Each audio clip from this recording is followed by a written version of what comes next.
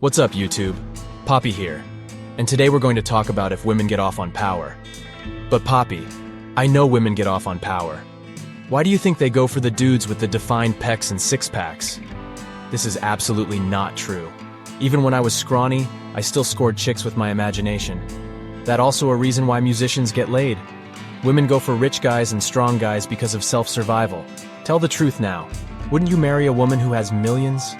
And still, when it comes to attraction, women are more intrigued by imagination than power.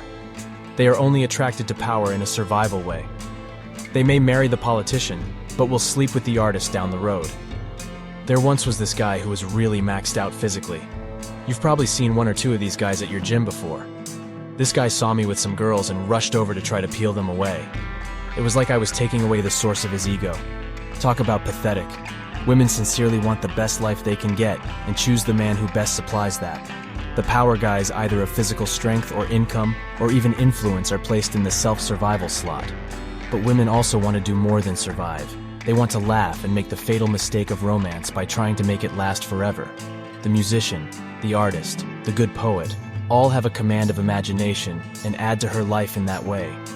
Women think they're entitled to the best life possible and will seek it through you. Now, I am not saying that anyone should feel guilty about how they view women. After all, there is one thing all men and women agree on. They both distrust women. And if you want to get laid a lot and not pursue the quest of finding a woman that inspires you on all levels, then that's absolutely fine. Nobody wants you to live like a monk. And yet, I believe that after a while nature says, this will not do.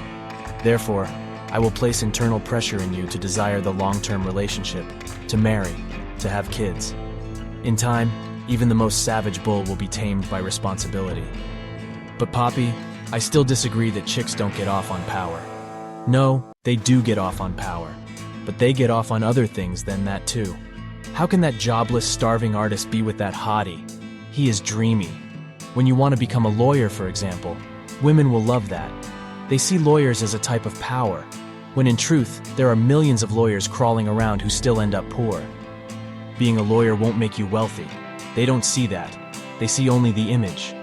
If they get the impression that you are goalless career-wise, that your only sense is to pursue your passion, artistic or otherwise, they get off on that too.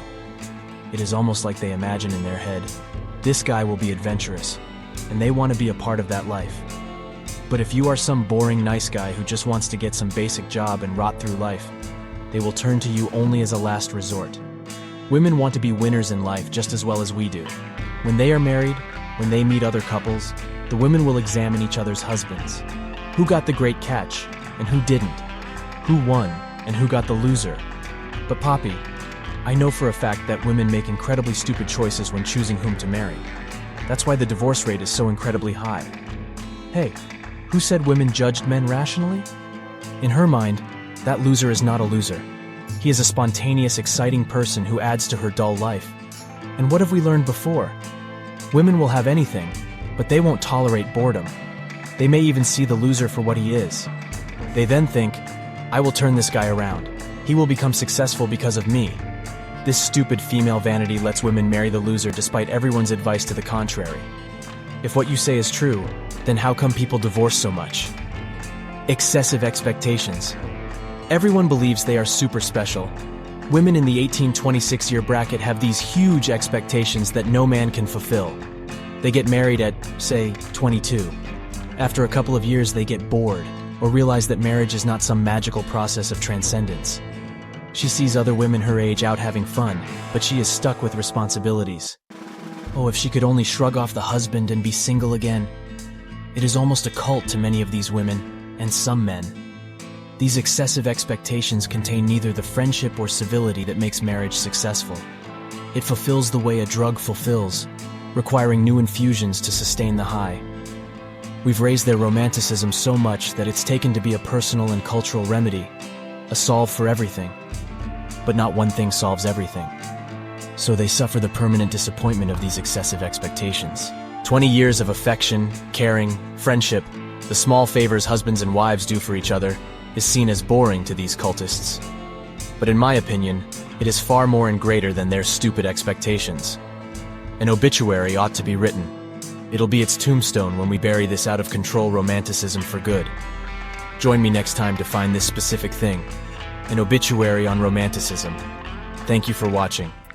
Till next time, stay classy.